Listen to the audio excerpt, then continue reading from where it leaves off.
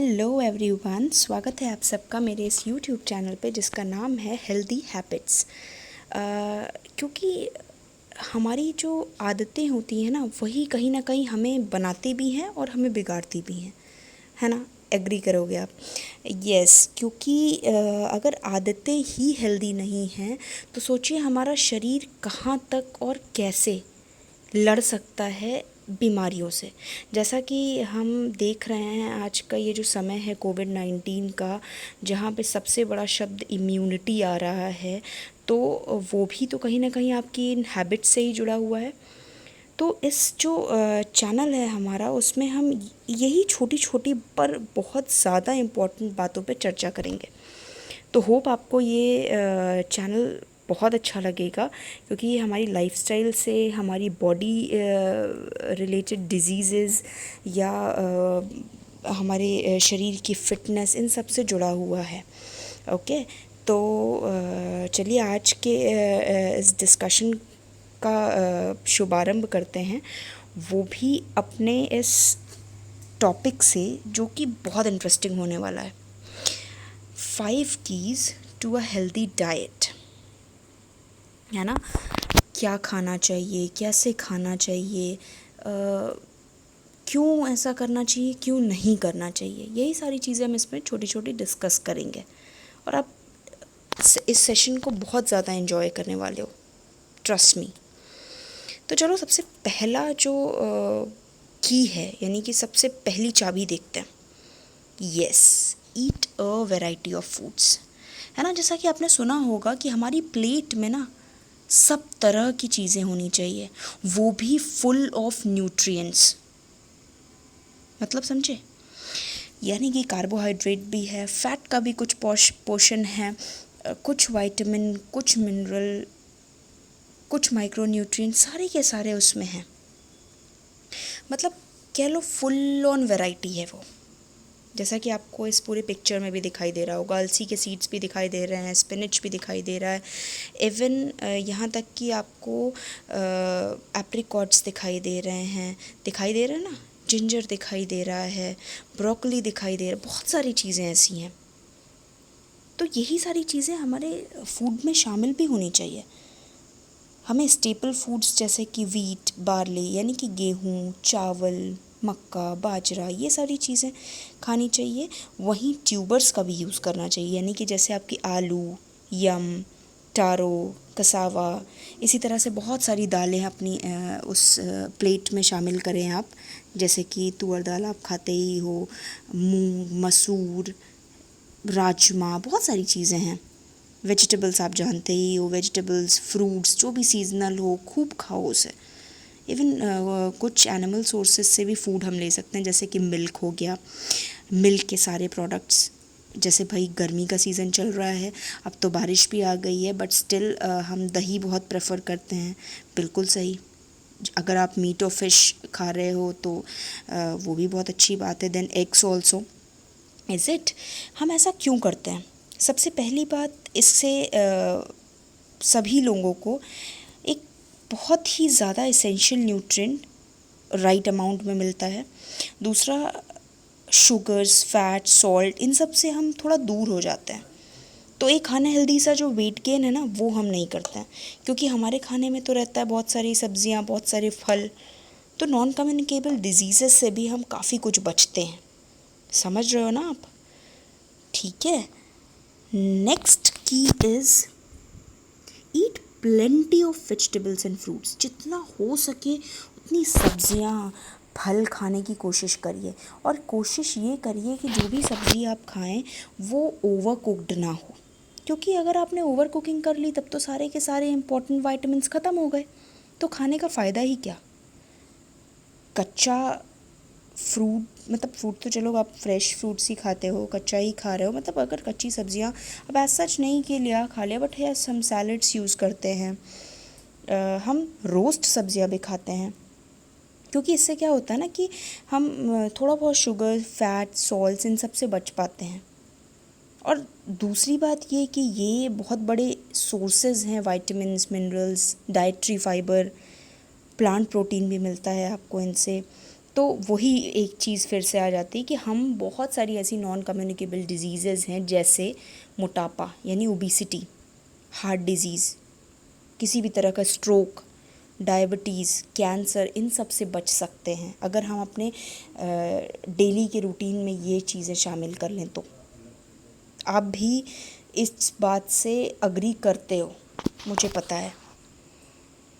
Next की, yes, eat moderate amounts of fats and oils. जितना हो सके अपनी प्लेट में कम ऑयल और कम फैट का फूड प्रेफर करें, जैसे कि ऑलिव ऑयल है, कॉर्न ऑयल है, सनफ्लावर ऑयल है, इन सब को शामिल करें रादर देन आपका डालडा या बटर या पाम ऑयल। इन सब से बेहतर है आप ऑलिव ऑयल, सनफ्लावर ऑयल का यूज़ करो। वाइट मीट चूज़ करिए, ना कि रेड मीट, क्योंकि कहीं ना कहीं फ़ैट लो होता है इसमें, यानी कम होता है। और लिमिटेड अमाउंट में यूज़ करिए प्रोसेस्ड मीट, जो भी आप यूज़ कर रहे हो, अगर आप यूज़ कर रहे हो तो। इवन आजकल तो ये मिल्क और डाइट्री प्रोडक्ट्स या डेयरी प्रोडक्ट्स भी इतने ज़्यादा जिसको आप कहोगे लो फैट के आ गए हैं, यानी कि आपने सुना ही होगा टोन्ड, डबल टोन्ड मिल्क आता है ना, आप उसे यूज़ करो। इससे क्या होगा कि जो रॉन्ग काइंड ऑफ फैट है ना, वो हमें नहीं मिलेगा। अभी आप चिंता मत करिए, मैं अगले सेशन में आपके साथ गुड फैट्स और बैड फैट्स भी शेयर करूँगी, जिससे आपको उसकी भी जानकारी हो सकेगी। क्योंकि होता क्या है कि ये जो ट्रांस फैट होते हैं जनरली हमारे कुछ मीट और मिल्क प्रोडक्ट्स में हमको मिल जाते हैं, तो हमको उनको थोड़ा सा अवॉइड करना होता है, क्योंकि ये हमारी हेल्थ के लिए ना बहुत हार्मफुल है। ओके, जैसा कि आपको इस पूरी पिक्चर में दिखाई दे रहा है।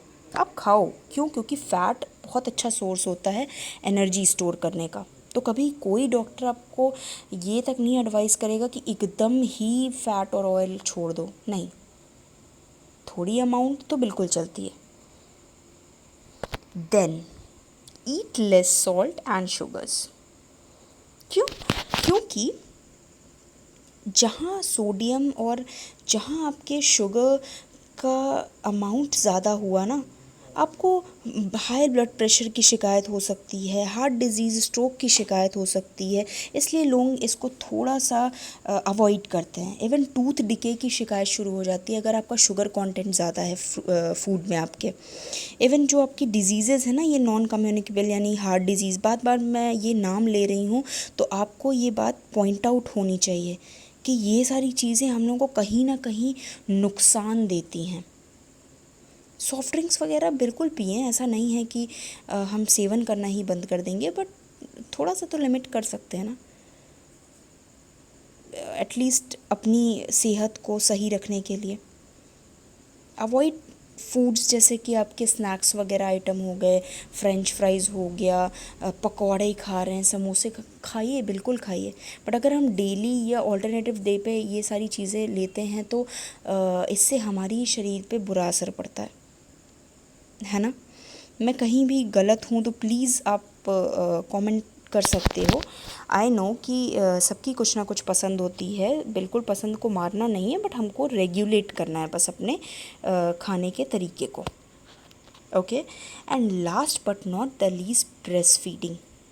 मतलब ब्रेस्ट फीड बेबीज़ और यंग चिल्ड्रन का जो एक सफ़र है ना, वो इसी ब्रेस्ट फीडिंग से ही जुड़ा हुआ है। क्योंकि इस एज में जो कि बर्थ से स्टार्ट होकर 6 मंथ तक जाती है, सोचो ब्रेस्ट मिल्क कितना ज़रूरी होता है। उस समय तो बच्चे को कोई और फूड दिया भी नहीं जाता, बल्कि उनके डिमांड पे दीजिए, as they want, day night, जब भी उनको ज़रूरत हो आप दीजिए। और फिर एक 6 मंथ की वो एज कंप्लीट करेंगे तो ब्रेस्ट फीडिंग के साथ साथ कुछ सेफ़ और न्यूट्रिशियस फूड्स आप दे सकते हो, अनटिल जब तक वो 2 साल के ना हो जाए। ऐसा क्यों हम हमेशा कहते हैं, या दादी नानी से हमेशा हमेशा ऐसी चीज़ें सुनी हैं, क्योंकि ये ग्रोथ और डेवलपमेंट के लिए बहुत इम्पॉर्टेंट है। इवन जो कॉमन चाइल्डहुड इलनेसेस होती है ना, जैसे कि डायरिया हो जा रहा है बच्चे को, इन्फेक्शंस, रेस्पिरेशन से जुड़े हुए ईयर इन्फेक्शंस वगैरह बहुत बचते हैं बच्चे जब वो ब्रेस्ट फेड होते हैं तो, क्योंकि बॉडी को रेजिस्टेंस मिल जाता है। बल्कि लेटर लाइफ में भी वो इन सारी तमाम तरीके की डिजीज़ेस से बचते हैं, जैसे डायबिटीज़, स्ट्रोक, हार्ट डिजीज़। ऐसा नहीं है कि ख़तरा नहीं होता, बाद में होता है, बट कुछ अमाउंट कम हो जाता है ना। तो ये सारी चीज़ें बहुत मैटर करती हैं, जो कि आपके बचपन में आपको मिल रही होती हैं, और ब्रेस्ट फीडिंग उनमें से एक बहुत इम्पॉर्टेंट पार्ट है, जो कि बच्चों के डेवलपमेंट, ग्रोथ के लिए, फ़िज़िकल क्या मेंटल, ये सारे के सारे डेवलपमेंट उनके इसी बेसिस पे होते हैं, क्योंकि उनको एक हाई न्यूट्रिशियस फूड मिल रहा होता है। तो आई होप ये सारी बातें आपको जान के बहुत अच्छा लगा होगा, इवन आपको पता भी होगा। बट होता क्या है कि हम अपने नॉर्मल लाइफ में इतने ज़्यादा बिज़ी हो जाते हैं कि हम इन सारी चीज़ों पे ध्यान ही नहीं दे पाते, जो कि बहुत ही एक ज़्यादा इम्पॉर्टेंट रोल प्ले कर रही होती है हमारी लाइफ में। बट ऐसा नहीं है। आज की ये जो पेंडेमिक की स्थिति है, उसने हमें सब कुछ सिखा दिया है। तो ये जो 5 कीज़ थी, वो हमारी लाइफ में एक चेंज, एक बदलाव ज़रूर लेके आएंगी। तो प्लीज़ इसे फॉलो करने की कोशिश करिएगा, और अगर आपको वीडियो पसंद आया हो तो प्लीज़ लाइक इट, सब्सक्राइब कर लीजिए, ताकि हमारे रोज़ के डिस्कशंस आपको मिल सके। और आपको जो भी ऐसी समस्या हो रही है उसे प्लीज़ कमेंट सेक्शन पे ज़रूर बताइए। हम ज़रूर उसे डिस्कशन पॉइंट में ऐड करने की कोशिश करेंगे, जो भी आपको लग रहा है कि ये डिस्कशन पॉइंट हो सकता है, और share as much as possible.